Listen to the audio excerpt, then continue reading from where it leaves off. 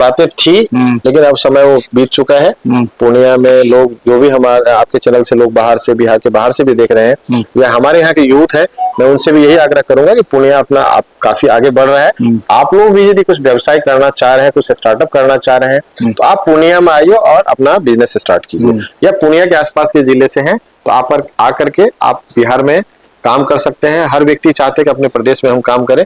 थोड़ी बहुत दिक्कतें आती है कंप्लायंसेज में, तो हर जगह हर स्टेट में आता है। पनोरमा ग्रुप, जो सोचता है वो करता है। आपके अपने सपनों का आशियाना। लोग घड़ी पहनते हैं, एक घड़ी हमारे हाथों में भी है, लेकिन एक घड़ी दीवार पर टंगी हुई थी, सोचे आपको वहां से ही हम लोग शुरुआत करते हैं कुछ। इसलिए ऐसा बता रहे हैं क्योंकि पूर्णिया जिस हिसाब से 2016 के बाद बदला, लेकिन आज जब 2025 है, जिस पर पूर्णिया ग्लोबली मतलब कि यहाँ से अब हवाई यात्रा शुरू हुई, और उस सफर में एक और शख्स थे जिन्होंने कि रियल एस्टेट का सफर जो है वो तय किया। उन्हीं से जानते हैं, क्योंकि अब यहाँ पर बड़े बड़े डेवलपर भी आएंगे, जैसा कि लोग अनुमानित कर रहे हैं, हम लोग भी अनुमानित कर रहे हैं। और हमारे साथ रियल एस्टेट के एक समझिए कि इस एरिया के किंग ही कहे जाते हैं, क्योंकि पहला शुरुआत किया, लोगों को कंसेप्ट बताया कि भाई अपार्टमेंट नाम का भी चीज होता है, आप एक सोसाइटी में रह सकते हैं। सोसाइटी को लोग दिल्ली में देखा करते थे, महाराष्ट्र में देखते थे, मुंबई में देखते थे, वो आप कंसेप्ट दिए। तो अब कैसा क्या चैलेंजेस क्या है? देखिए अभी बट ऑब्वियस है कि एयरपोर्ट आने से, क्योंकि जितने भी कॉर्पोरेट्स कंपनीज है वो चाहती है कि एयर कनेक्टिविटी जरूरी है, और लोगों के पास इतना टाइम नहीं है कि 12 घंटा 18 घंटे 24 घंटे सफर करके लोग एक दूसरे से दूसरे शहर से जाए। तो एयरपोर्ट आने के बाद पूर्णिया काफी ग्रो करेगा, और लोगों को उम्मीद भी थी, और बहुत कम टाइम में जो चूंकि मेरा जो अनुभव रहा है और जो मैंने मेट्रो सिटीज में देखा है, जो कोई भी शहर एयर कनेक्टिविटी हुआ तो 30% मार्केट अप हुआ है। और हम लोगों को जो अंदाजा है पूर्णिया का भी देखेंगे कि लैंड कॉस्ट अभी से बढ़ना शुरू हो गया है। और बट ऑब्वियस है जब कॉर्पोरेट्स आएंगे, कंपनीज आएंगी, तो एम्प्लॉयमेंट बढ़ेगा, टर्नओवर बढ़ेंगे, शहर में जो पैसे की आवाजाही है वो बढ़ेगी, तो ऑब्वियस है कि शहर का ग्रोथ होगा। ग्लोबली पूर्णिया खुल चुका है, हर एक बड़े आप बता रहे कि बड़े बड़े बिल्डर आएंगे, सिर्फ बड़े बिल्डर ही नहीं आएंगे, अच्छा फूड कोर्ट भी आएगा, अच्छा रिटेल्स भी आएगा, अच्छे हॉस्पिटल्स भी आएंगे। और जितने भी कॉर्पोरेट्स, अभी हॉस्पिटल हमारे यहाँ नहीं है पूर्णिया में, तो आप देखेंगे कि एयरपोर्ट आने के बाद यहाँ बड़े बड़े हॉस्पिटल्स भी आएंगे, बड़े स्कूल्स आएंगे। इंफ्रा में हम लोग क्या जो है रियल एस्टेट की बात करें तो और भी बिल्डर्स आएंगे, तो बिल्डर्स आने से और मार्केट हमारा ग्रो होगा। और आसपास के लोग जो है एयरपोर्ट आने के बाद आप देखे होंगे कि हाँ जितना भी जमीन था सैकड़ों एकड़ जमीन बिक गया, और कहीं न कहीं जी बिल्कुल डेवलपमेंट होगा और शहर का ग्रोथ होगा, सरकार को रेवेन्यू बढ़ेगा, शहर बड़ा भी होगा। जैसे कोई बहुत जगह पर देखते हैं कि जिस एरिया में एयरपोर्ट होता है उसके साइड वाइज भी बड़े बड़े बिल्डिंग, अभी दरभंगा कोई छोटा सा जगह था, अभी वहाँ 1 से 5 स्टार होटल्स आ रहे हैं, 3 स्टार होटल्स आ रहे हैं, तो लोगों को एम्प्लॉयमेंट भी मिलेगा, गवर्नमेंट को टैक्सेशन का पार्ट जो है गवर्नमेंट को टैक्स भी मिलेगा, और टैक्स जब बढ़ेगा गवर्नमेंट का तो कहीं न कहीं फिर हमारे पब्लिक फंड में ही आएगा। आज ये चीज भी जानने के लिए हम लोग इस इंटरव्यू को खास तौर पर कर रहे हैं कि जब लोग पूर्णिया को सर्च करेंगे, एयरपोर्ट तो आएगा ही सर्च में, दूसरा चीज ये भी आएगा कि वहां पर पहले से ही एग्जिस्टिंग कौन कौन सी रियल एस्टेट डेवलपर है और उनका कितना ग्रोथ हुआ है। अगर देखा जाए तो शहर में सबसे ज्यादा साइट्स आपके ही हैं।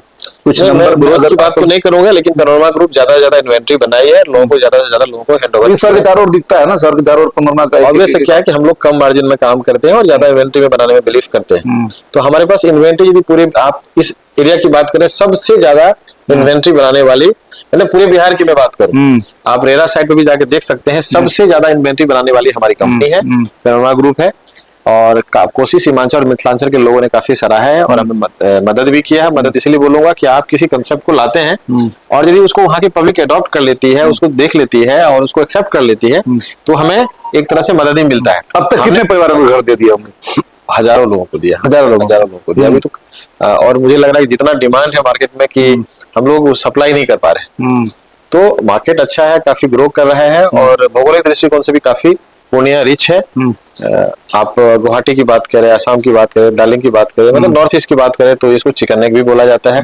7 सिस्टर्स को कनेक्ट कर रहा है, और अब तो राजधानी भी काफी नजदीक हो गया है। नजदीक होने का तात्पर्य ये है मेरा कि अब एक्सप्रेस वे बनने 2 घंटे में भी तो यहाँ से आराम से तो नहीं, लेकिन 3 घंटे जरूर लग जाएंगे यहाँ से पटना जाने में। और सब ठीक रहा तो पटना भी, कलकत्ता, अहमदाबाद, दिल्ली, हैदराबाद का फ्लाइट जा ही रहा, बैंगलोर। दिल्ली का भी शुरुआत हो गया, 2 घंटे के बाद स्टार्ट हो गया, 1.5 घंटे में हम लोग दिल्ली यहाँ से पहुंच जाएंगे 2 घंटे में।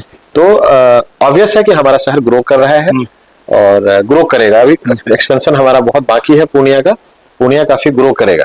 और खास करके एयरपोर्ट आने से तो बट ऑब्वियस है ये हमारा शहर बढ़ेगा। लेकिन हम यही आपके माध्यम से बताना चाहेंगे, जो पूर्णिया के नेता है इनका भी काफी मेजर रोल होना चाहिए पूर्णिया को डेवलपमेंट को लेकर के, और इश्यूज को रेज करना चाहिए, सदन में बातें रखनी चाहिए कि हमारा पूर्णिया कैसे आगे बढ़े।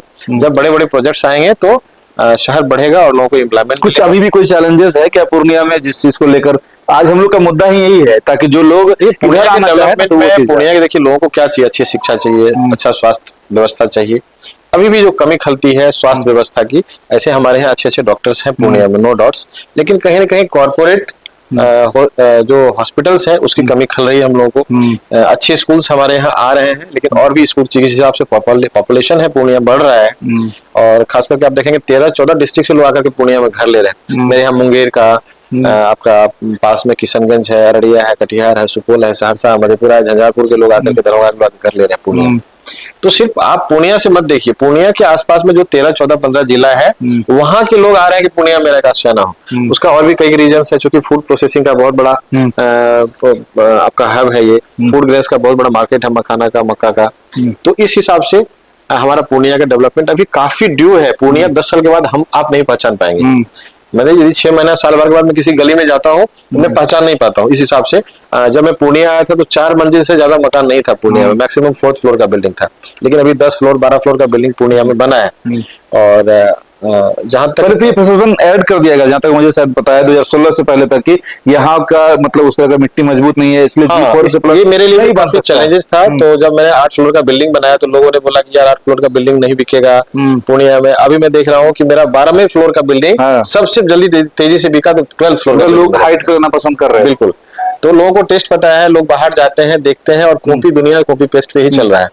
तो अभी हमारा मल्टी स्टोरी बिल्डिंग यदि बनाते हैं तो सबसे टॉप फ्लोर पहले बिकता है। एक जो और खास बात तो है कि मिनी दार्जिलिंग कहा जाता है पूर्णिया, यानी कि ना तो ज्यादा गर्मी ना ज्यादा यहाँ पर ठंड पड़ती है, तो इस कारण से अगर कोई 14-15 जिस भी फ्लोर पर ले तो उसको ज्यादा क्या है कि थोड़ी गर्मी ज्यादा होगी तो बारिश हो जाती है।